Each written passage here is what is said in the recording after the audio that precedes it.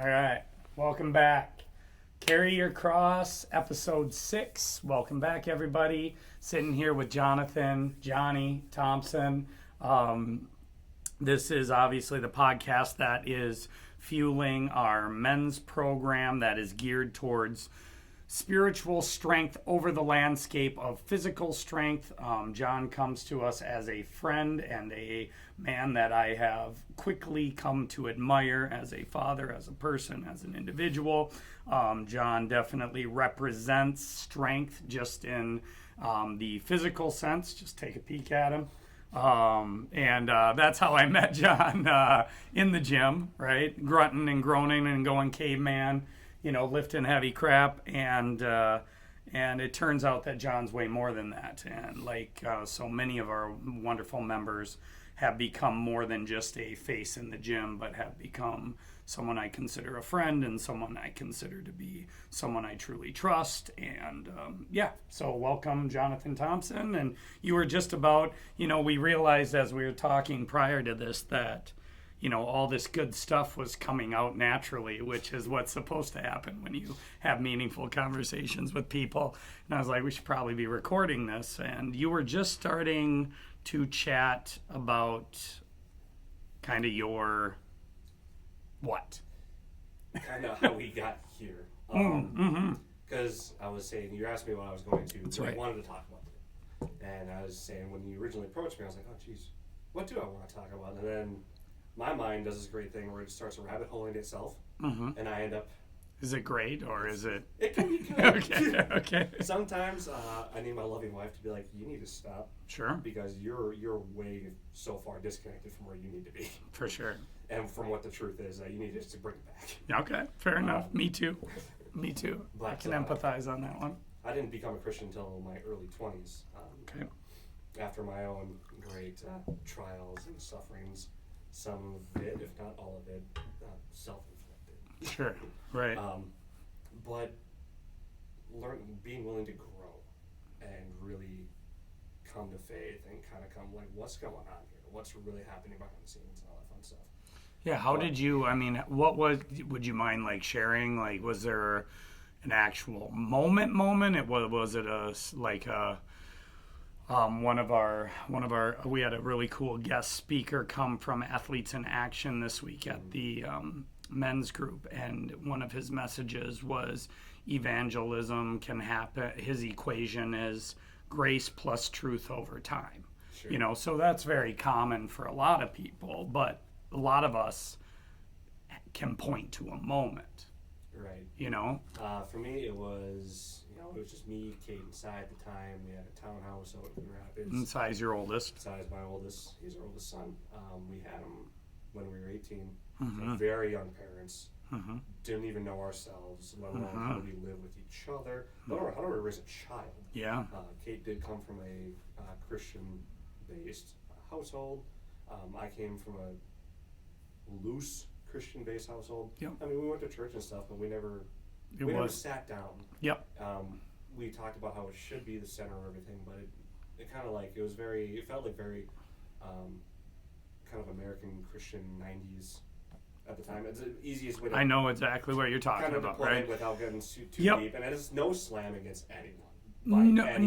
No, but we have to call spades a spade, and there's a lot of different ways. We were just talking about this. But it's just very surface level. Yeah, because I would say there's Christians in name only, where you're missing the absence of the relationship with Christ. You can get hung up in the you can get hung up in the dogma, you can get hung up in the denominations and the interpretations, but at the end of the day, regardless of where you're going to church, a Christian has to have a relationship, an ongoing, active, engaged relationship with Christ. And I would say, we were probably even more dogmatic, in our religious pursuit of church and choir and these things within the Christian institution. Maybe I had a relationship with Christ. It's hard to look back and, I think it's always kind of been there, but Yeah. But it hasn't been. I haven't been a willing participant that's the big till thing. fairly recent. Right. More of a passive, like, Listener. yeah, and more of a receiving beneficiary of his divine intervention. Right. Right. So no slams on anyone, but you have to. But there is a standard, I would say, to call yourself a Christian, and it's not going to church. And again, I don't care if you're offended or not at this, to be quite honest, because I was one of those people, for a very, very long time, and that's part of the reason we see our culture in decline, right? Is you can walk up to any person and they'll say, well, I'm a Christian. I went to church. I have a cross around my neck. And it's like, well, we need to get back to being able to define what that is, which I think you were about to do to some extent. Well, I'm not going to do the definition of that. Well, you were grown up, you were brought up in, like you said, a very convenient relationship. Like we went to church, and every once in a while I go to like a youth group or things like that. I tried going to Kate's youth group for a little while, but I never really sat down and asked those questions. Yeah. Or even had somebody, like, it was never sat down and broken out for us in an understandable way. Even when I went to youth group, yes, because it just felt so disconnected. Yeah. And that might be me. Could be. Maybe not. I don't know. I would say, well, it was me too, man. And I mean, they do have to teach the stories, but how you teach the stories matters. How I teach the stories to my children is far more understandable than how I was taught the stories. And that's not my opinion. That's a reflection of my children's understanding. Right. And so now part of that is the father's job, and maybe it shouldn't be outsourced to a volunteer Sunday school teacher, right? Maybe it should, maybe it shouldn't, who knows? But I just remember most of that going way over my head too, Right. So. Yeah, but coming into the early 20s, a lot of the decisions, there's a lot of struggles with being a young parent. Oh my gosh. And then a young married couple at 19, trying to figure out life together. And like I said, the kids, if you have multiple kids or one. But yeah, it's just going through all that, working whatever job you can get. Right. In the middle of essentially the recession at the time. Yeah. It's a crazy story. The fact that you guys are here is a statistical anomaly. Well, yeah, and I'd throw on top of that, Silas, was diagnosed at a young age with autism. Yeah. So now you tack on parents of a child with special needs. Young married couple. You got your test, buddy. With special needs. Okay. Well, let's just keep going. So, who almost got his license, by the way, and is going to next time. So, I mean, this is a kid who is thriving and doing amazing. Yes, he has come so far, and I can't be any more proud of him. Yeah, well, praise. I mean, it's just been incredible to see his journey and to be part of it. Yeah. And that's all the credit to God. Wow. Right there, there's no way. I'm like, I know what to do. No, not at all. Well, you guys, it's such a cool story. So, but there came a part where things were not going the American dream way, and for the sake of kind of summing up a little bit, I was now living by myself at our house in Grand Rapids in the basement alone, and Katie and I were no longer there for a time. And I was just like, this is not who I ever intended for myself to be as even a pre-adolescent young man, even as a teenager growing up. Like, how the hell did I get here? Like, what did I do? Like, what did I miss? And we had been, we were going to church, the typical, even us at that age, running the game, like, oh, this is what I'm supposed to do. And just, it was so hollow, that approach, where, like, looking back now, I'm like, I know exactly how I got there. Yeah, right. So I can empathize. But I really had a kind of a come to Jesus moment where, after all that, like, I just listened to something this morning where Peterson said, the great thing about suffering is you have two options. One, you can be in the hell you're in, and the thing about that is, unless you turn around, that's a bottomless pit. Right. Like, it can always get worse. Right. And we'll circle back to that later, but I was sitting there alone in my basement. I was like, I don't want this at all. My family doesn't deserve this, my wife doesn't deserve this, my son doesn't deserve this, my in-laws, nothing. Like, what am I doing? Who am I? Like, I didn't even think it was me. Mm-hmm. And I reached out, talking to kind of my, was supposed to, well, it wasn't supposed to be, he was my spiritual guide at the time. He was running a young men's masculinity group, and kind of this is what kind of brought all this to fruition is, he was very much well versed on Carl Jung, Peterson at the time, the hero's journey, things like that. Mm-hmm. And he was going for his doctorate in Christian theology, and he has a master's in English, and so he was no slouch. He knew how to tell the story. He knew how to communicate. He knew how to tell the story. He knew how to meet young men who grew up the same way in the middle and kind of help unpack things. Yep. But before we can go forward, we have to deal with all the things you gathered along the way, and we got to go back. Yep. And it's the going back that kind of brought, we started off with a group of 12 guys. Mm-hmm. Had a fun little play on discipleship. Sure, there. yeah. 12 guys. By the time we finished and you had a signed contract, it was very much a young men Christian masculinity boot camp. Mm-hmm. Like, you were going to show up on time, you were going to be respectful of people's time. Like, they're taking their time away from their family and you to really hit the books hard with you on working through your things. So it wasn't just faith and spirituality, it was psychology, it was a lot of stuff that we were unpacking and dealing with and being very raw with each other. And when we finished that group, there was maybe 6 that actually completed it. Mm-hmm. And that's, people started dropping off because, like, I don't want to do this. Yeah, who would? They stuck their feet in the water and it was scary. Yeah. And it almost cost me my marriage. And it's not their fault. Right. That happened. That's completely on me. For sure. Like, we had unpacked a bunch of things that this needs to be dealt with. We need to do. The truth burns a lot of things off, and sometimes marriages and things go right along with it. Not to keep harking it back to Peterson, but it's easier to kill a dragon in its infancy. Yep. These were full grown. Yep, for sure. And they were scary.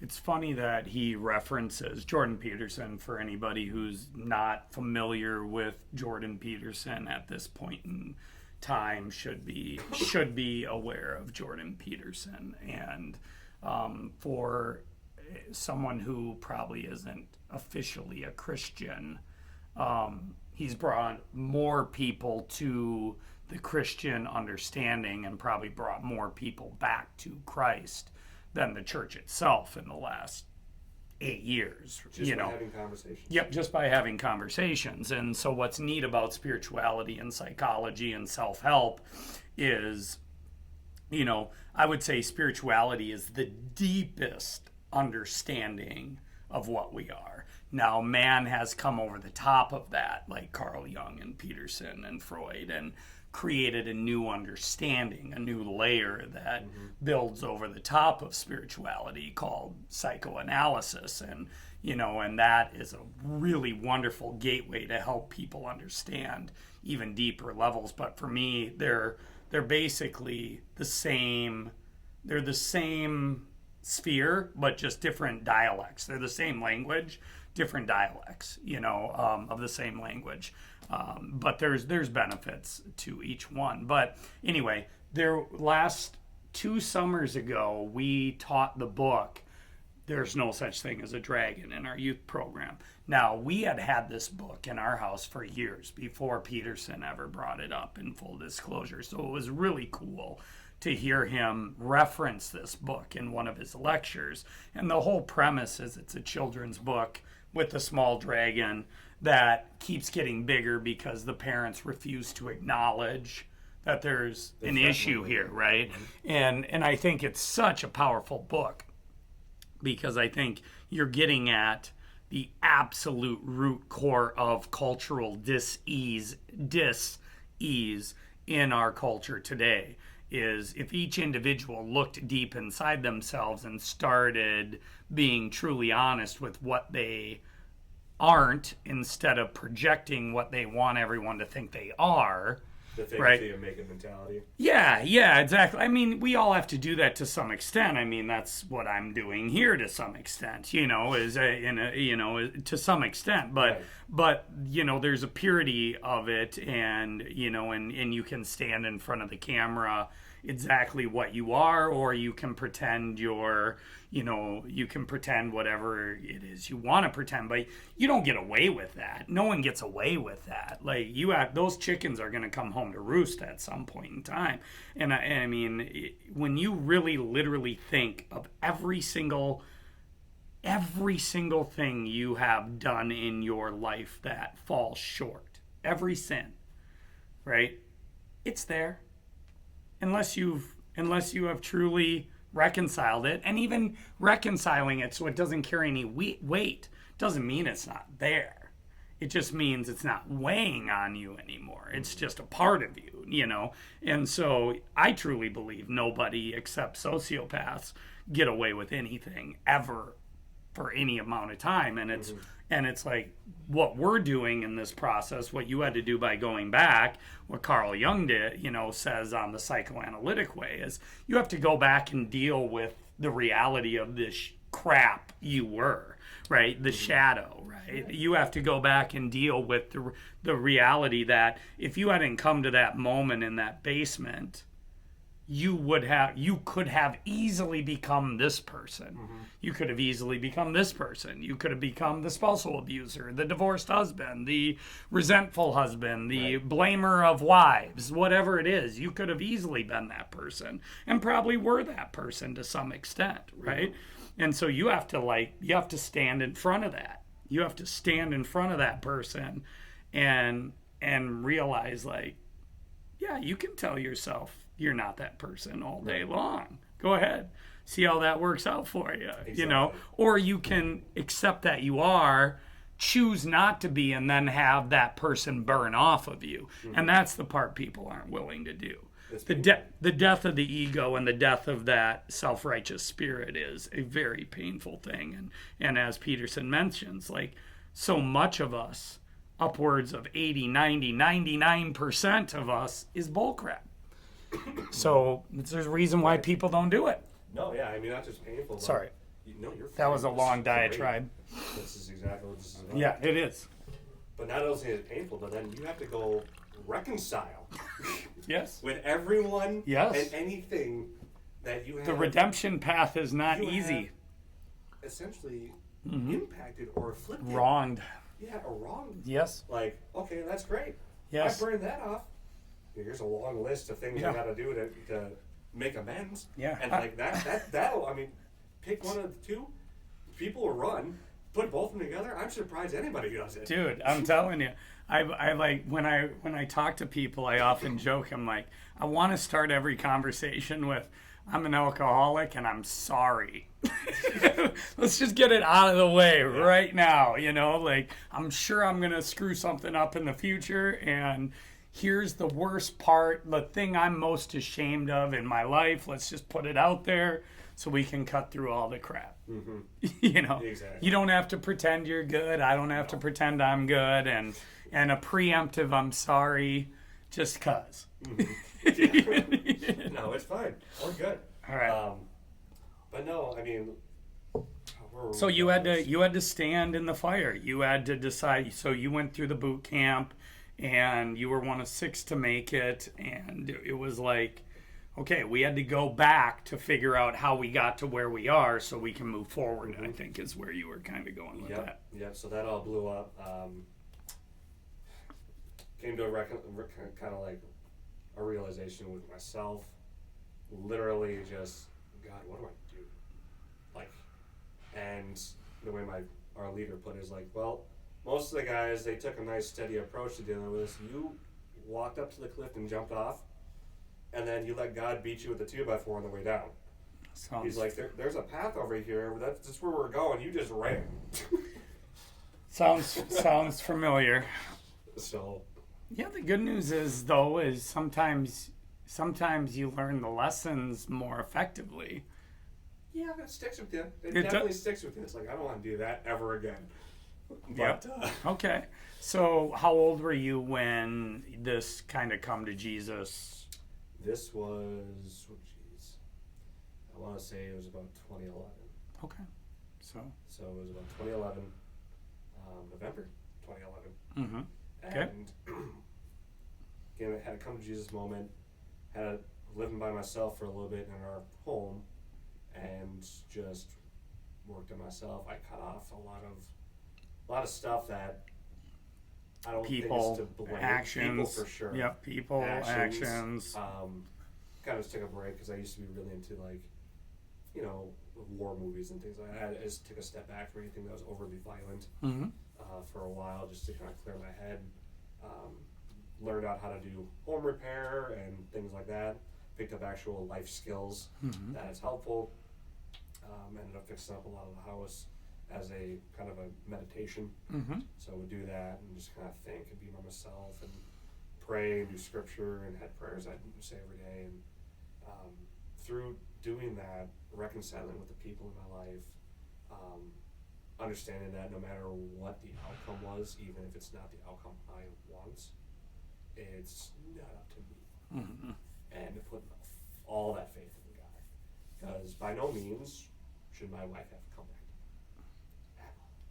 And going through that entire process, I was fully, praise God, fully under the assumption, like, it's over. No matter what happens, like, you got me. Like, I'm with you.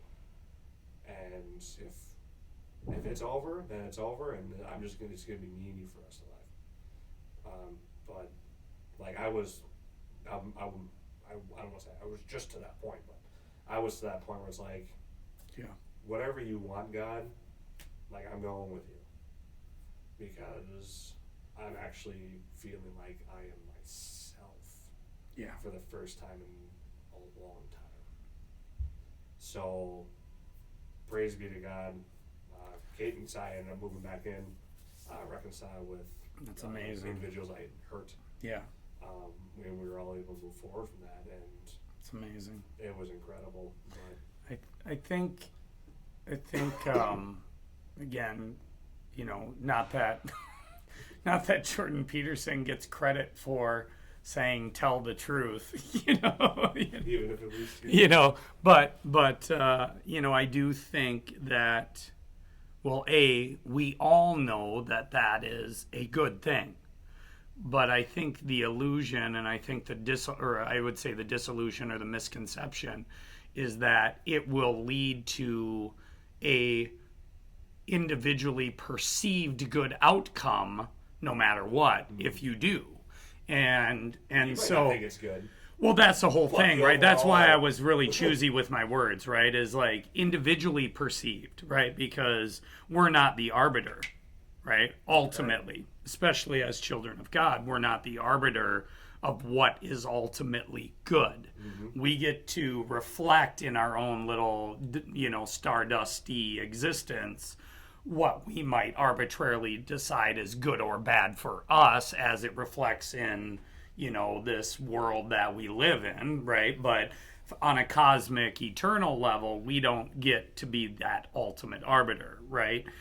So many people of the Bible that I admire, and you said this earlier, is even at the expense of myself, right? And so trusting that the eternal good is going to play out from this sacrifice, even though I may not be around to see it, I may have to be persecuted because of it.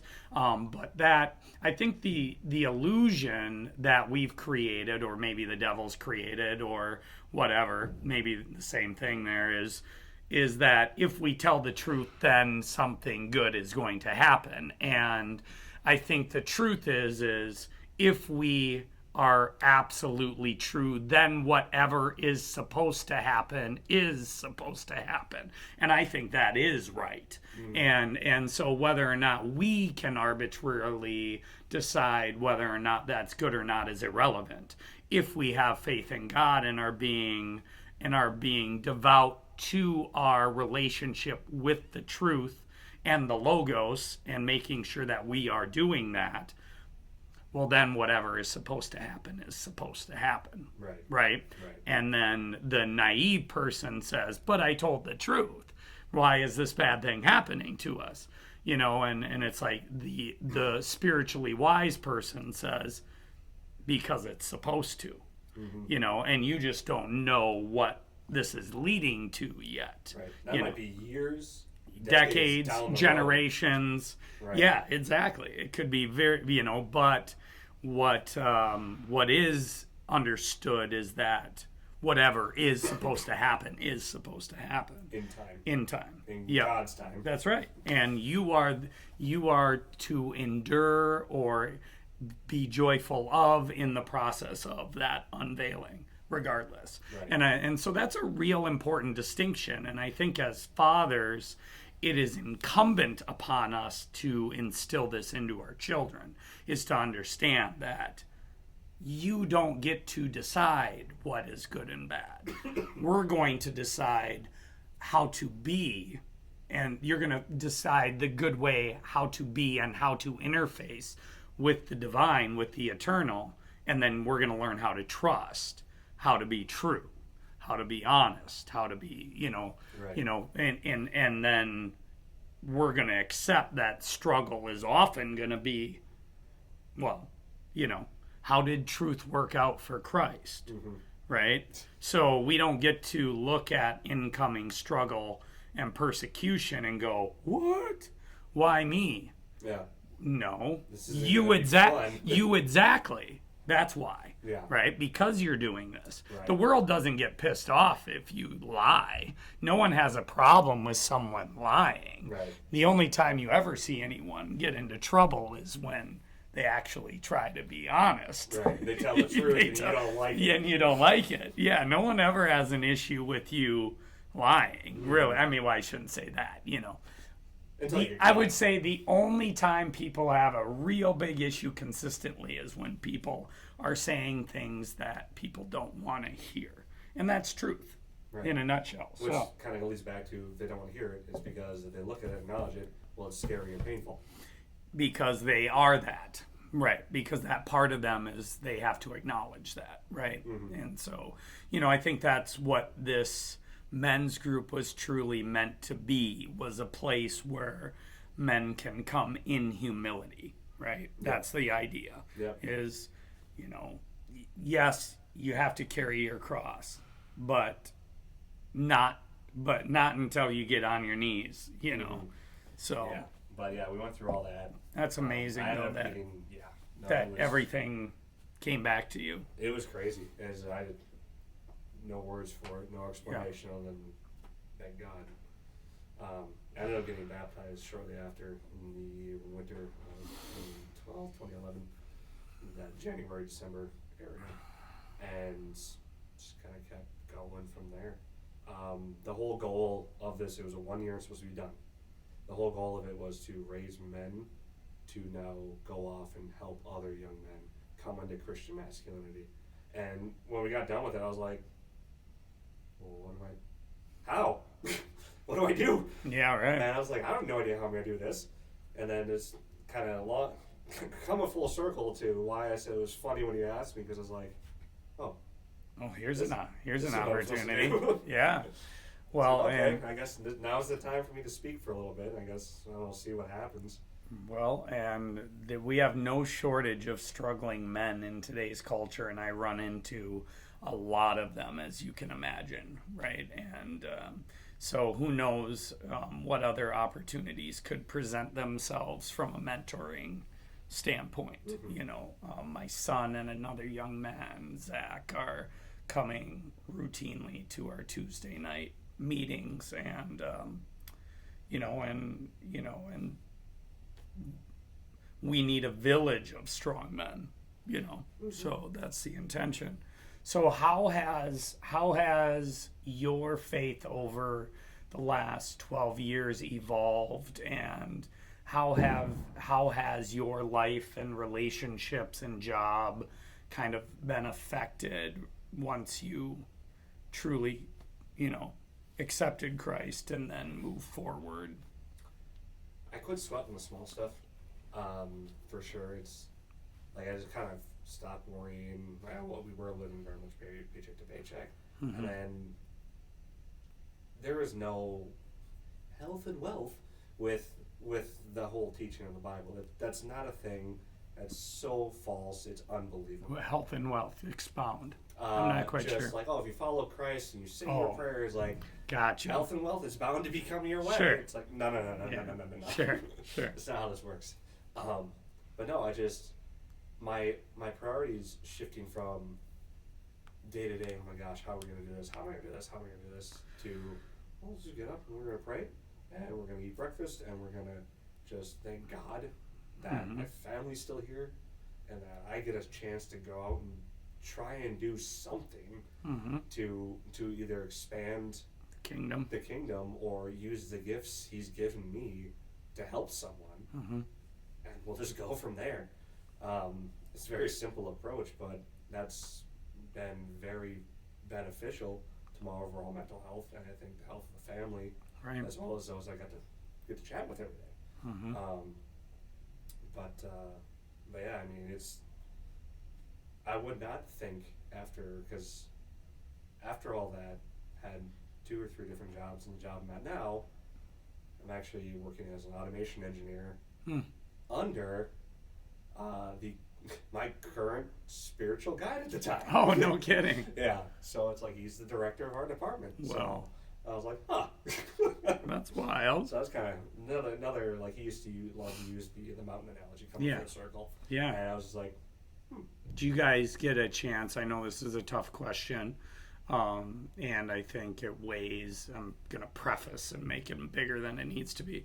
But I think this is an important question, actually, that I want to challenge our audience, and I want to challenge the people in my men's group and all that, because it's a very easy answer for me, but that's also because I'm not an employee, right? Do you feel like you are in a position where you can bring Christ into your job, and have you been able to, make that, or is that, make that a evangelical, point of focus, or is it like compartmentalized, taboo, no-go zone, I mean, there's... oh, there are some of those out there. Oh, yes, 100%. I did work at one place that was very much like, if you brought that up, you're getting ready for a fight.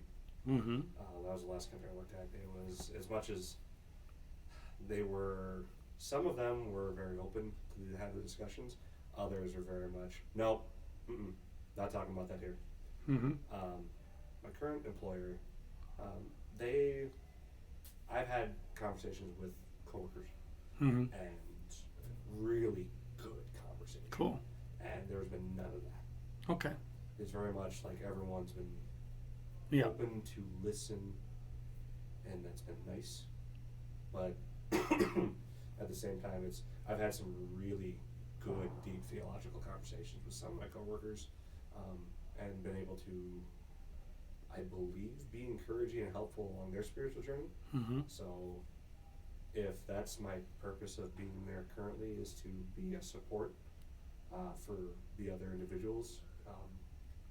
I think it's our call in all areas of life, obviously, but, it can be very difficult, and I know that that's a source that a lot of Christian men and women have to reconcile, right? Because clearly we are called to, and, evangelicalize to wherever we can, right? I mean, and so being in a contemporary secular work environment is a place where a lot of people feel trapped, they feel muzzled, they feel like, that conversation can't happen now, and certainly, again, with the freedom of being self-employed and being able to create a company that reflects everything Sarah and I are, gives us tons of freedom to enjoy putting, we still got to meet people where they are. We don't want to be reckless with the message, but at the same time, I think oftentimes about some of my past employments and just how difficult or impossible or even just not even a thought in my head would have said, how do I integrate Christ into this situation, which is, again, what we're called to do. But so I don't know how people who go to a certain work environment every single day and punch in for this amount of time and do this particular task, I don't know how they do that, and I don't know how to teach somebody to do that, and I don't know how they reconcile not doing it, and and so I don't know what you want to add to that or what your thoughts are or whatever. I just know it's always been a source of intrigue and for me. Sure. I mean, I guess the most understandable way, for the sake of time, here would be through the art of infiltration. Okay. So not like being sneaky. I got you now. You Trojan, yeah. I'm not gonna Trojan horse it. No, you don't hide in the women's bathroom. And... Definitely not doing that. But no, this is by that I mean like just getting to know who you're working with, like literally, right. And not just for the sake of this, but genuinely caring. Well, and you can't do this, I would say, to have this without genuinely caring. Yeah, because who are you? Exactly. Well, there's a lot of that. Like, I've even gotten that a few times from some close people. Yeah. Just, who are you to say that? It's like, whoa. Yeah. That is not how we're going to get on that road at all. Right. But no, it's just genuinely meeting people where they are, accepting them where they are, and really just inviting each other into each other's lives. I'm not saying you got to be best friends and you're going out after work or whatever, but just while you're there, you have not just chit chat, which is fine, but you also have that meaningful conversation. Like, hey, how is the family? How are the pets? How are things going? Are you okay? Like, how are things today? Can I help you with anything? Like, genuinely caring about that individual and to an extent their personal extended lives. I would piggyback on that because obviously we do that. Like, someone walks into our gym and sits down, the way we look at it is this person isn't here, very unlikely here, just for a gym membership. They probably don't know it, or they do deep down. They're not reconciling it, but why does someone truly come to a gym, right? It's like, I want to get better. That's why you're here. I want to get better. But you think that means losing weight. And that is a way to get better. But that's not the way to get better. There's probably more to it. There's definitely more to it. Because, again, this is where it's like you didn't get to this point of dis-ease because you didn't have a gym membership. You got to this point of dis-ease because of your pathway in life day after day after day after day. And this pathway created, all kinds of control dynamics that are spiritually centered. They created perception, disillusionment with, it being your life versus you being a part of life. All of these deep philosophical ways that you can choose to righteously and properly view the world that creates, one of the clients I just talked to the other day, like tap dancing around it. She's, well, I've done this before, and I'm like, yeah, you've said that like 5 times. But what you're missing is you've done this before. Right. What you're missing is, well, how many times do you want to keep freaking doing this? Like, and if you did it before and you're back here exactly where you were, then the idea that what you did is the right way just because you got these physical results is crazy. like when you really think about it, because it's not actually fixing the problem. And so to get to the problem, we actually have to go all the way to the core with how we're engaging with life. Because how we're engaging with life is then going to create, okay, if you're engaging with life in the classic secular way, which is, this is my life and I'm the arbiter of what's good and bad, and anything that happens good is a reflection of how good I am, and anything that happens bad is a reflection with how unjust the world is and what a victim I am because of that, which I would say is 100% the norm in our culture. Well, then you have to compensate and reconcile for when things don't go well, when you don't get to control the entire universe. Now you have to reconcile that. Well, how does one reconcile that?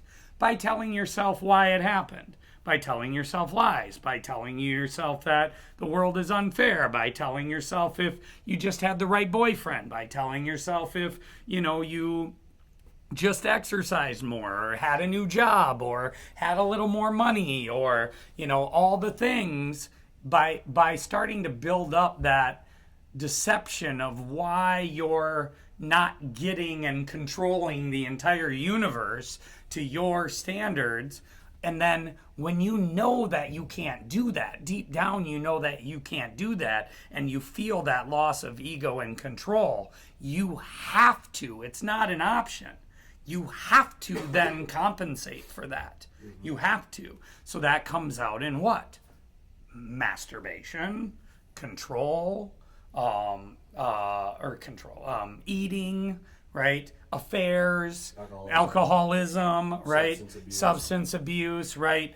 All of these things starts now your behaviors start actually behaving in the shadow zone, right? In the subconscious, right? Well, you sit up here and continue to disillusion yourself with why you're doing it, or when you're going to stop, or how you're going to do it right the next time, and blah, blah, blah, blah, blah, right? And so for me, 95 out of 100 people that walk through that door, they don't need a gym membership. They need a rewiring of how they see the world. And the gym membership will be part of the way that we correct the behaviors to elicit a good, healthy response. But if we don't get to this, right, and I work with your wife and she knows this about, but I'm like, this is why I always say, like, we are very unfortunately unique in the way we view health, because there is only one way to truly view health, like, and that starts at that core. It starts at that theological, religious substrate, right, and it works itself out from that. And so, not to again rant and rave, but we have the unique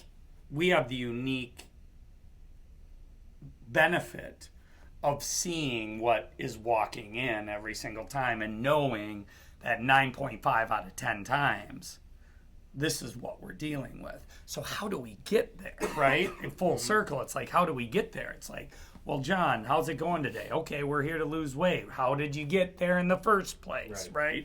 Well, what are you feeling when you end up, like, when do you eat the most? Yep. It's like, when do you find yourself really going for that food? Oh, is there a certain, like, feeling, or is there a certain way you're being, or what pulls you this way or that pulls you that way at 8 o'clock at night? Are you feeling lonely? Are you feeling anxious? Are you like, how much time do you spend online? Like these kind of questions can whittle away at the edges of the behavior to get to kind of the emotion, and then the emotion, well, why are we feeling that way, right? And it's like, well, we're feeling that way because I got to do this and I got to do that and I have to do this, and this. And right, I got 20 windows up on my computer of things, the small stuff that doesn't matter. Right. And it's like, well, how do we learn how to not sweat the small stuff? And these small little steps back and back and back and back and back to get to the core of, well, why do they feel big in the first place? How do we how do we get back to a practice of paying attention to when the small stuff is actually starting to take us over? Because now we're up in the mind. Now we're starting to tap dance in that psychological and spiritual domain. And then it's like, hey, do you really want to fix this for real? Right? Do you really want to actually solve this once and for all? Or do you want to take another stab at the gym and think that because it's not the Y, or because it's not Farrell's, or because it's not insert, your 7th gym attempt here, right? That you're going to get it right this time? Or do you actually want to truly get healthy as an individual? So, Exactly. but I think that's, more of a step-by-step example of what you're saying is you can't ask this question first, or they're going to be like, who the hell are you? Right? You have to be someone who genuinely cares about this person and is genuinely interested. I think that's another thing that we forget is, be genuinely interested. Right. Right? Because you're only 3 questions away. Yeah, Right questions. Yeah, you can't just jump right in. Like, No. I'm going to evangelize for Christ and jump right into, Yeah. It's like, Yeah. whoa. Vote for Christ. Yeah, it's like, Right. everyone has heard. Yes. Have Everyone's you heard the pitch accepted Jesus as your Lord and Savior, right?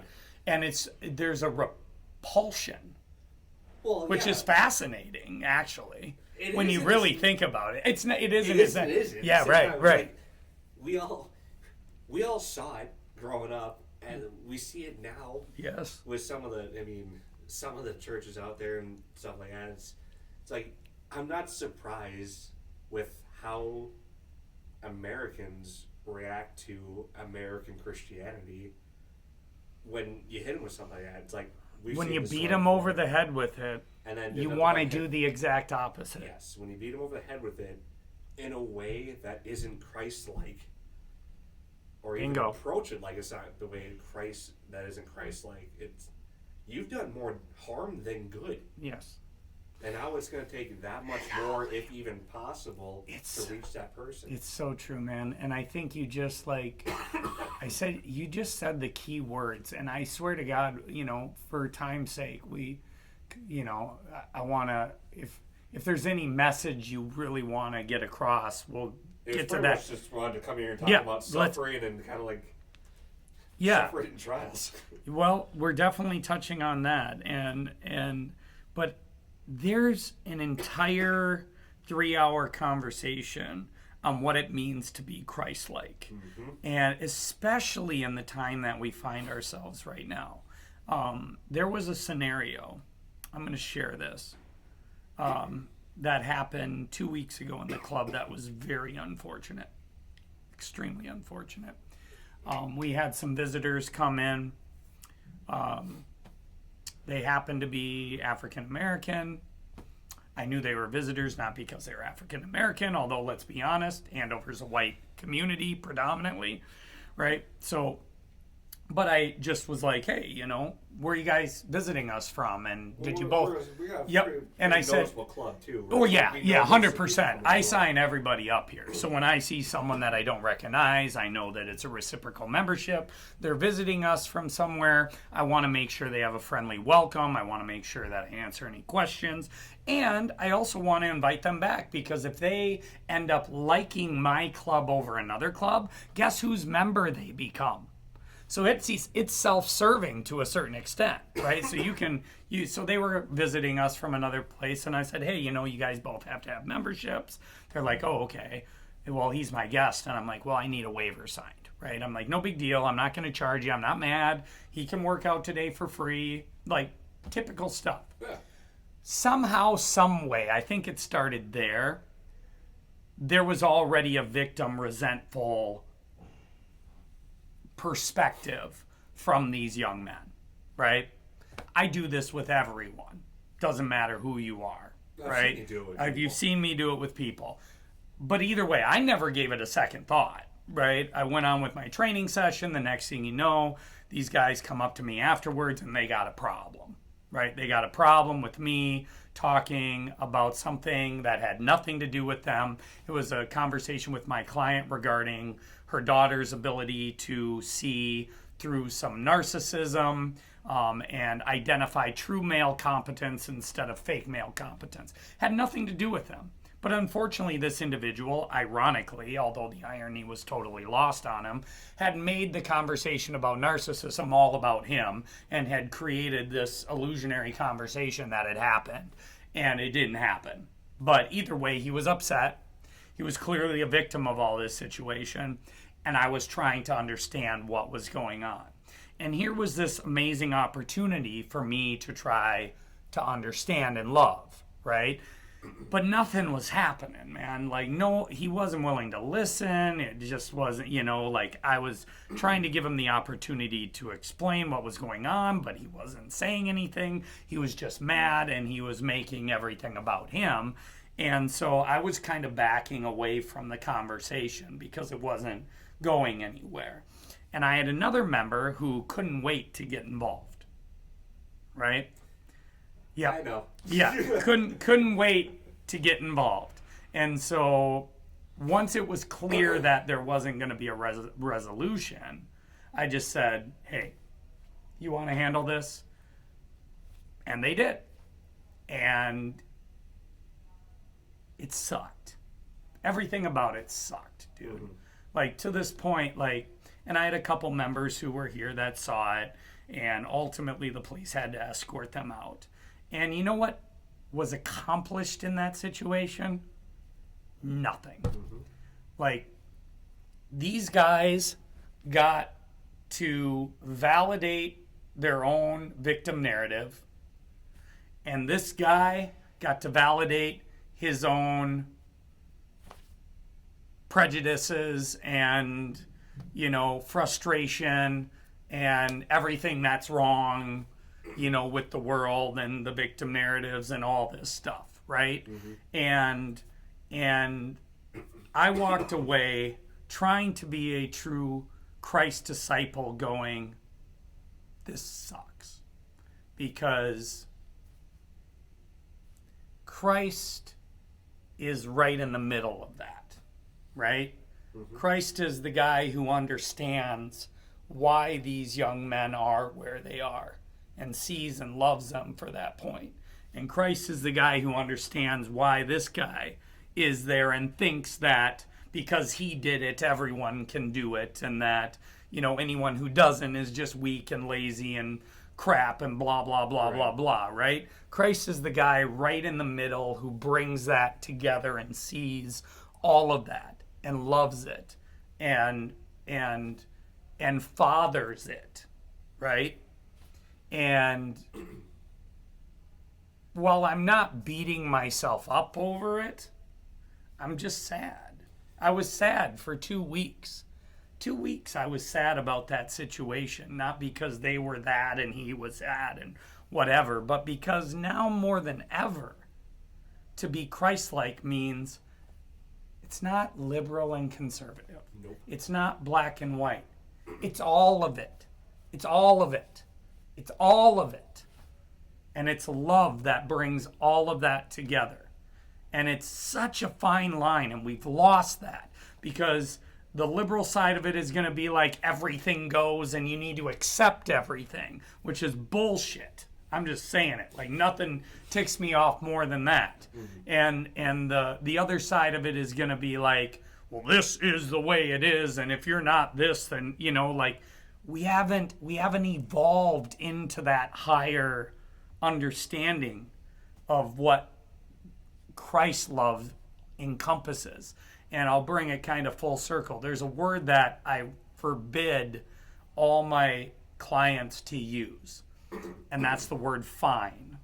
Okay, it's my F word because it's a crap word. It doesn't mean what it means. It means a million different things. It's a lazy scapegoat of the way out to mean a million different things. And I like people to be concise with their words. And so fine is not acceptable. But the opposite of fine, the best word that encompasses, I figured this out just this week. Christ's love encompasses grace, truth, faith, forgiveness, compassion, empathy.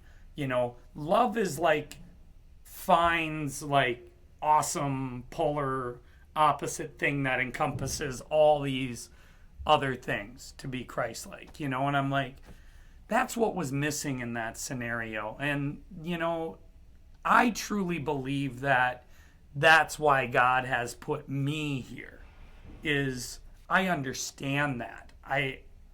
I've been liberal. I've been conservative. I have a feminine temperament, but I have a strong masculine presence. Like, it's the unification of all those things, you know, that transcends this petty back and forth.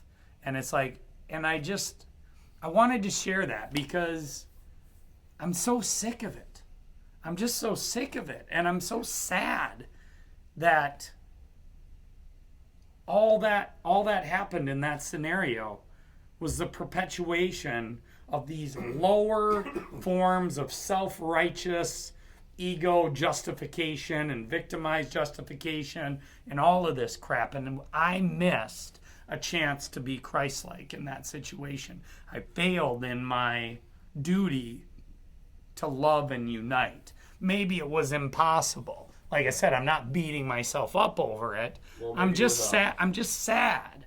Yeah. You know? And maybe you're sad because this is a humbling experience for you as well. I mean, maybe it was, as much as we're called to be Christ-like, in that situation, were you trying, and this is a genuine question, Yeah.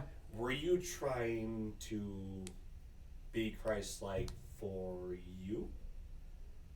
Or Yeah. were you truly trying to bring in the Holy Spirit to go, hey guys, we need to I would down. say I was genuinely trying, but very pathetically. You know, like, because it was a high emotional thing. So I'm typically a fairly highly emotional person. So it's easy for me to get ramped up, you know, and then discombobulated. So I found myself a few times, which I was very proud of. You know, every time I felt myself getting defensive, you know, because what they were saying was not what happened.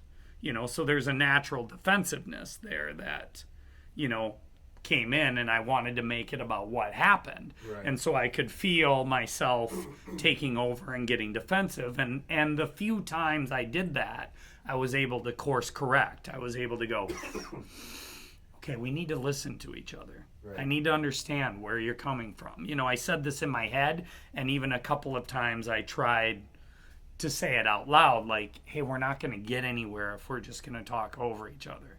You know, I said that a couple of times, you know, and that was my attempt to recenter and genuinely try to understand and see these people. But I would say I failed absolutely miserable. I couldn't find that place of peace that I needed to be at to be able to truly love the way I needed to in that scenario.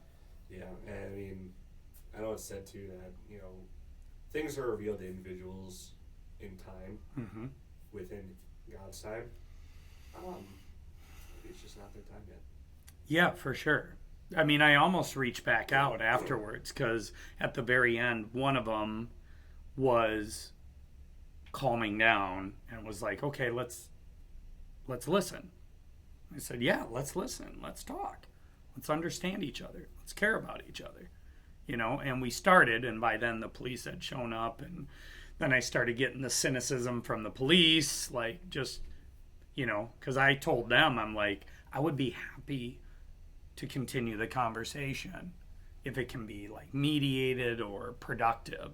And he just, like, looked at me like, are you serious, dude? Like, what a waste of time, you know, which... And that's not on you. No, it's not. And he's not, I don't think he was wrong under the circumstances, but I think he's wrong.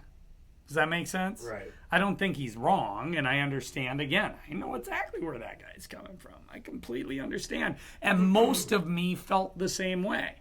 It seemed to be going nowhere, you know. But I also know that the true Spirit of Christ breaks down any barrier.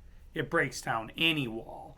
And that was just a failure of my maturity and my ability to embody that spirit in that moment. And for that, again, I'm not beating myself up over it, right? I mean, there's one Christ. But at the same time, that is what we're supposed to do. Right. And I failed. And I don't want to fail. I want to be bold in that. And I want to be able, not that I want to have that situation happen again per se, but at the same time, I also want to not be frazzled in a way where I can't love in that situation from a place of peace and understanding, Right. and remove Dan from the equation. Well, let's before we move forward from that. So you have a trial, Yeah. a tribulation, and And that was an easy thing, by the way. well, in the Yeah, large but scheme, for sure. it's easy. Yeah. But in the moment, it's not. Yeah, right. But where did you grow? Oh, from yeah, that uncomfortable totally. situation? 100%. Exactly. If that Yep. didn't happen, Yeah. the next time, and there will be a next time, Yeah. that this does happen, you're already better equipped to handle it now than you were if this never happened. And my prayers went to the people that they needed to go to in the way that they needed to go to them, right? My prayers went to this gentleman, the police, the two guys that were having the issue, all of them.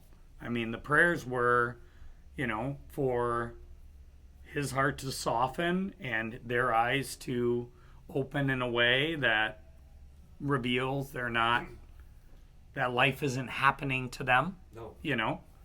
that they're a part of it. I mean, my prayers were where they needed to be. And so it's fun watching myself in my own spiritual growth, which is also why I'm humble. So I don't have false expectations Right. of like where I'm supposed to be. Right. So, I mean, the failure doesn't surprise me. It just saddens me that it was a missed opportunity. Right? Does that make sense? Absolutely. Yeah. And But I think that Christ-like message is so important. It's so important to understand, like, that doesn't mean be a conservative talking point, Right. That doesn't mean be an accepting LGBTQ, like, one love, No, there is a righteous way of being. But there is an all-encompassing love that guides it towards that too, right? And it brings it all together. And we are to be that. And that is a very, very difficult line to walk. And it is also a very difficult message to get across and way of being so that people can truly understand it and practice being it. Because we're so easily tribalized. We're so easily emotionally placed in these categories and then self-justify. And it's like, no, if we're going to do this, then let's do it right. And that's my message for what it's worth, right? Like, that's my message is enough with this crap. Like, maybe we do need to be a little more conservative right now because this part's a little more out of balance. Fair enough. But that doesn't mean this is right, Right. Do you know what I mean? Exactly. Yeah. And this doesn't mean Christ is in this tribe. Yeah. No, and that's exactly the point. Yep. There is no tribalism. No, not in Christ. Not in Christ. No. I mean, if you even watched, it might be depending on who you ask, it might be a bad comparison. But we've watched The Chosen a few times. And I feel like that's pretty good. It's really my good. personal opinion. I'm like, this is pretty good. I feel like it's a pretty good acting. It's definitely in the right spirit. Of no question. Who Christ was. Yes. And he very much, you see him go out to the different tribes, like he sits them all down in the field. He's like, what's going on?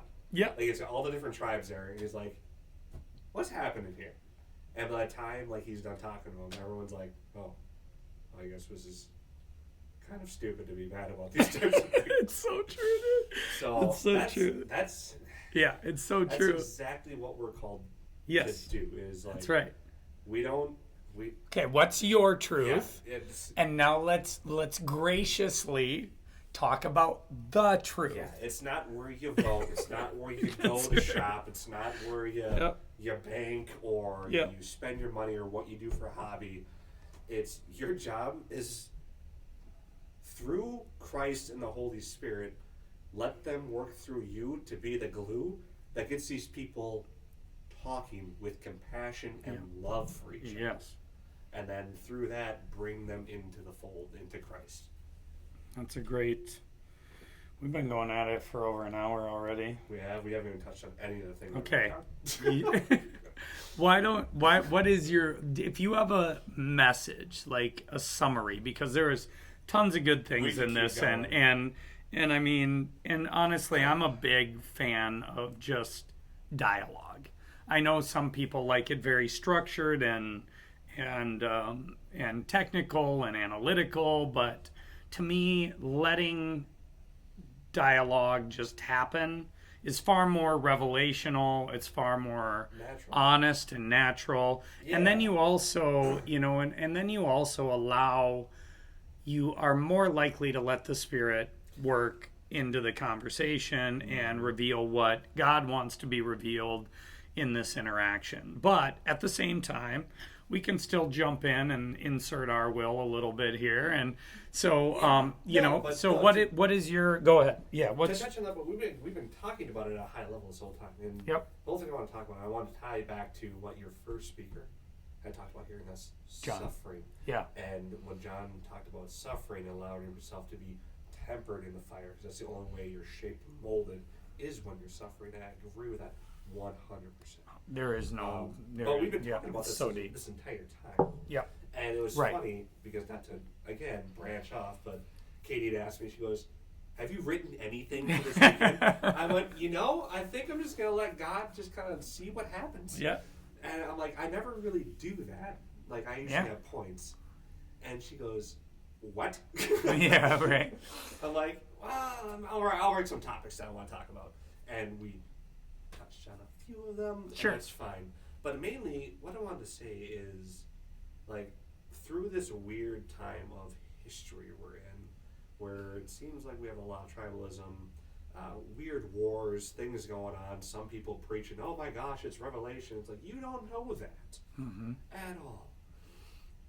But what I do know is, especially as men, we're going to suffer, and be okay with it, because you're going to be better off with your family, for yourself, for your community, and for your friends. And if you go through life and you never suffer, I mean, I don't want to be like, were you even trying? But, like, what did you miss? All that being said, too, is on suffering, I do hear people talk about, well, why does God allow suffering? And it's like, well, that's a very big question. It is. We don't have enough time to definitely unpack that here. But I did just finish reading a book called, it's about bold men of God, and it's about Joseph. And it's about looking through suffering and evil through a different perspective. And I've listened to a couple different podcasts on Job, as well as, and this one's a little darker, but about some of the demons mentioned in the Bible. And they all share a very common theme on they have zero authority to inflict evil and pain without the authority of God. Now, when you think about suffering, why does God allow things to suffer? While God allows things to suffer, He does not cause them. He does not cause cancer. He does not cause, disease and famine in the traditional sense. We're not talking about the plagues, because I know somebody's watching and go, the plagues. Like, that's not what I'm talking about. I'm talking about whenever something bad has happened, like to Job. Satan went to God for permission to test Job. He didn't just go do it. He needed God's authority and permission to do it. Legion asked Christ to be sent into the pigs. They didn't just leave the man when Christ kicked him out. They asked for permission to go into the swine. That being said, we have two really good examples there of Satan, that essentially, leader of hell, needing God's permission to inflict pain and suffering. Legion, another high-ranking demon, asking for permission to perform pain and suffering in swine. That being said, if they needed permission to go into animals, they needed permission to go into the man that they were inflicting pain on, who then went off to become one of the great evangelists of that time, which is amazing.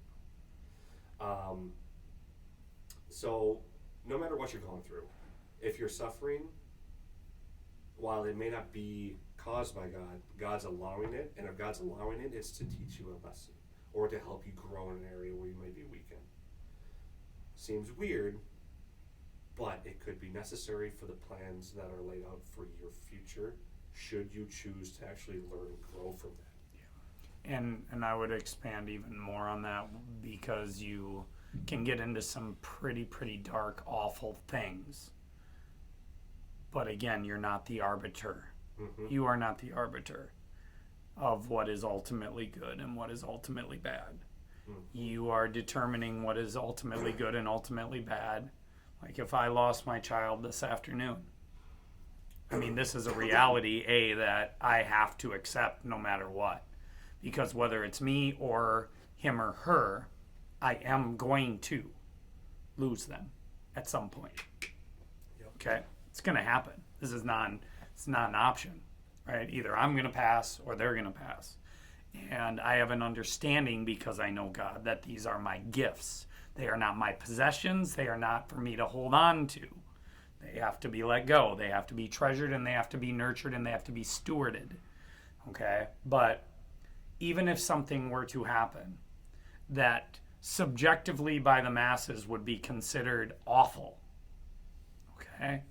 My trust in God as the authority of what is the ultimate good knows and trusts that even though it would be the most heart-aching, gut-wrenching, awful experience that I or anyone who truly loves their children would ever have to go through, and you would rather be tortured yourself than have it happen, I am going to trust that ultimate good is beyond me. It's beyond me. And what is unlocked in that, in the people around me, maybe in the boldness of which I speak on a regular basis, that brings ultimate glory through that loss, through that suffering. You can't even possibly fathom, people, what things are unlocked through that process. Right. We do not know we haven't even scratched the surface of human potential through the unlocking of that potential through suffering. Right. If we allowed it to, Right. And there are several verses that back course. up allowing. Now again, I'm not wishing that upon anyone, and I'm not like, there's part of me that wants it, and there's part of me that's terrified from it, and rightfully so. Right. But this is, again, where God isn't going to give you anything you can't handle. He's not going to give you anything that you can't work through. Right. And so that's his ultimate plan. But Yep. You have your little trials, and then eventually you will have a big one that comes You along are.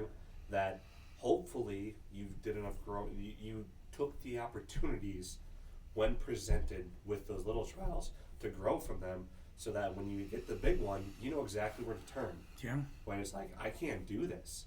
Well, and again, let's play, this is what I would put to an atheist or a non-believer is, it's going to happen anyway. Yeah. It's going to happen anyway. Mm-hmm. So just on the neuropsychological component, it's like, what neurocircuitry do you want to use when confronting life? Mm-hmm. The one of the scared bunny or the one of the predatory animal? Right. Or do you want to go out on the attack and willingly face and willingly accept and willingly carry your cross? Well, the neuropsychology on that is very, very clear. And it's a whole different circuitry, and it's a whole different approach. It's the managing the small dragons instead of letting the big dragon grow and grow and grow until you're just a scared little bunny. Now, the scared little bunny part makes way more sense when you look at your own existence in relationship to the world. Right. Right? which is all the more which makes it all the more astounding that human beings have the potential that even though we are this little speck of, vulnerable stardust floating through the world, right? That we have the ability to stand up and willingly confront Right. the world itself and shoulder that. Yeah. And it's like, well, do that. Yeah. Well, go do that. Do that. But, you know? But no, to my point with the little trials up in the Yeah. big ones, like, we hit the big ones. Like, okay, I might not be able to do this, even though I grew from these little trials. You know exactly where to turn to find the strength to handle it, because you're not leaning on yourself anymore. Yes, correct. Amen. So I know definitely without God, there's no way I'm coming out of that basement. Yeah. Right. Right. At all. Right. Um, Yeah. And to back it up with the scripture, I mean, you can look at Old Testament, you can look at New Testament. I mean, if you look at Old Testament, you got Isaiah 43:2. When you pass through the waters, I will be with you. And when you pass through the rivers, they will not sweep over you. When you walk through the fire, you will not be burned. The flames will not set you ablaze. It's like, you're going to go through hardships. You're not alone. Mm-hmm. And so many people, I feel like, when they're suffering, especially men, it's easy for us today to forget that. And Yes. when you keep that in the front of your mind, when I wake up every day, it's like, I don't know how I'm going to screw up today. I'm going to screw up. I'm not going to try to. But I know when I do, I'm caught instantly. Yep. Like, I'm caught in a good way. Like, I can just let go, and I'm going to be okay. He's going to help me out. So, Amen. You got another one in there? I have. Got a New Testament one in there you can throw out? I got 1 Peter 3:14. Okay. But even if you should suffer for what is right, you are blessed. Do not fear Yes. their threats. Do not be frightened. Righteous suffering. James, first Yep. James 1:2-4. Yep. We Right. talked about that in the last podcast or two. Yep. James comes up a lot. James definitely He comes cuts up to a the lot. core. 2 Corinthians 4:8-10. We are hard pressed on every side, but not crushed. Perplexed, but not in despair. Persecuted, but not abandoned. Struck down, but not destroyed. We always carry around in our body the death of Jesus, so that the life of Jesus may also be revealed in our body. Amen. So it's like Old Testament all the way to the New. Yep. It's like you're guaranteed trials, you're guaranteed suffering. You're also guaranteed you're not alone. Yep. Through any of it. And for people who maybe aren't Christian or maybe are skeptical still regarding even just religious, deep religious theology in general, life is suffering is actually agreed upon by every major religion. And non-religion. And not, yes, right, yeah, right. This is yes, not a religious for sure. topic. Like, we should all be able to agree on that point. And that's a good unifying, right? That's a good unifying understanding. I mean, it's not necessarily a message of hope, I mean, right out of the gate, if you lead with that, you better have some context. But life is suffering, not in the context of like, I'm tearing my clothes and woe is me. It's like, in general, life is hard. Yes. Doesn't matter if you have a family, if you have a spouse, with relationship, anything. With a embedded understanding of our own mortality. So life is hard, and then you're also going to die. Correct. That's guaranteed. Correct. It's just a matter of like, okay, what do I do with that? What do I do with that? Right. Right on. All right. We better wrap it up. Sure. So, which is cool because I also recognize that you are the bookend, so that you're our seventh speaker, I believe. Sixth or seventh? Seventh. I think I said episode 6. This is episode 7. Because Brian Opp is going to be our next one, who's awesome. So you'll air in 2 weeks, but we bookended with John and John. So it's a good, John 1 and John 7. All right. So that's a good way to end it. So before we close out, last thing I do want to say is just be mindful in your prayer. I know I said this at our when I did come a couple times to Joe and James. Yep. Bible study they do. First time I was there, prayed about for trials for the guys to help temper and strengthen them, and everyone was just like, oh my gosh. Yeah, right. But be mindful in your prayer. I listened to I think this is a movie or something, but it really stuck with me. They had a priest on trial, and he said, I asked for strength, and the Lord tested me. Yes. I asked for honesty, and or asked to make sure my lips stay honest, and he put me on confession. Yeah. So it's like Or patience. or patience, and Yeah, it was it's like, tested. be mindful in your words when you pray. For what you ask for, they will be given to you, but in a way for you to actually grow in them. It is not a magic bag of here you go. Now you're just magically strong or honest. It's not. You're going to be given opportunities to earn it. Yes. Let's not mistake God for a genie. Yes. So, all right, cool. John Thompson, thank you so much, man. You're an awesome dude, and I appreciate your time. And Levels of Leadership, Carry Your Cross, episode 7.